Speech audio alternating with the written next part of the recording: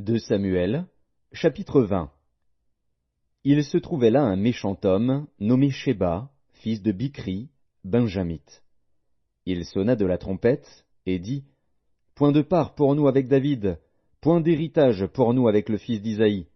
Chacun à sa tente, Israël.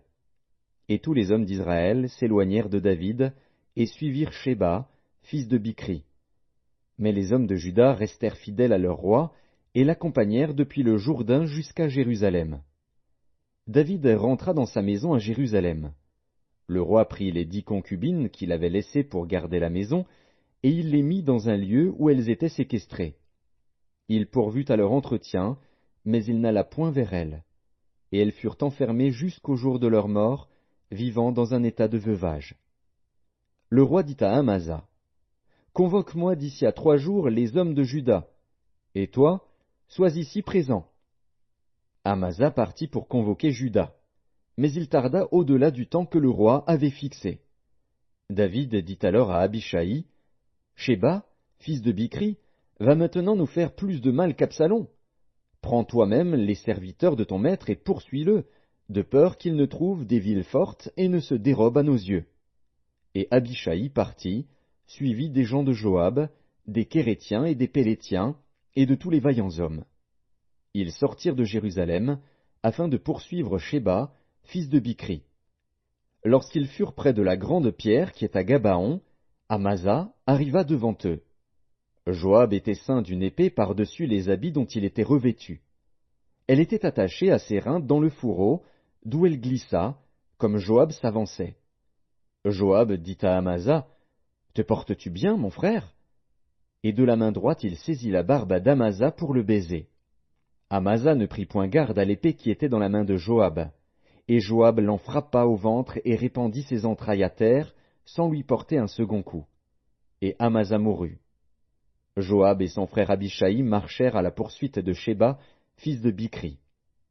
Un homme d'entre les gens de Joab resta près d'Amasa, et il disait, Qui veut de Joab et qui est pour David? Qu'il suive Joab. Amasa se roulait dans le sang au milieu de la route. Et cet homme, ayant vu que tout le peuple s'arrêtait, poussa Amasa hors de la route dans un champ, et jeta sur lui un vêtement, lorsqu'il vit que tous ceux qui arrivaient près de lui s'arrêtaient.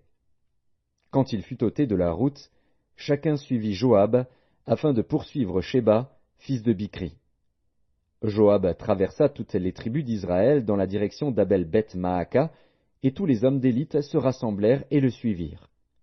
Ils vinrent assiéger Shéba dans Abel-Beth-Maaka, et ils élevèrent contre la ville une terrasse qui atteignait le rempart. Tout le peuple qui était avec Joab sapait la muraille pour la faire tomber. Alors une femme habile se mit à crier de la ville, « Écoutez, écoutez! Dites, je vous prie, à Joab, approche jusqu'ici, je veux te parler. » Il s'approcha d'elle, et la femme dit, « Es-tu Joab ?» Il répondit, « Je le suis. » Et elle lui dit, « Écoute les paroles de ta servante. » Il répondit, « J'écoute. » Et elle dit, « Autrefois on avait coutume de dire, que l'on consulte Abel. » Et tout se terminait ainsi. Je suis une des villes paisibles et fidèles en Israël. Et tu cherches à faire périr une ville qui est une mère en Israël? Pourquoi détruirais-tu l'héritage de l'Éternel? Joab répondit, Loin, loin de moi la pensée de détruire et de ruiner. La chose n'est pas ainsi. Mais un homme de la montagne d'Éphraïm, nommé Shéba, fils de Bichri, a levé la main contre le roi David. Livrez-le, lui seul, et je m'éloignerai de la ville. La femme dit à Joab, Voici, sa tête te sera jetée par la muraille. Et la femme alla vers tout le peuple avec sagesse.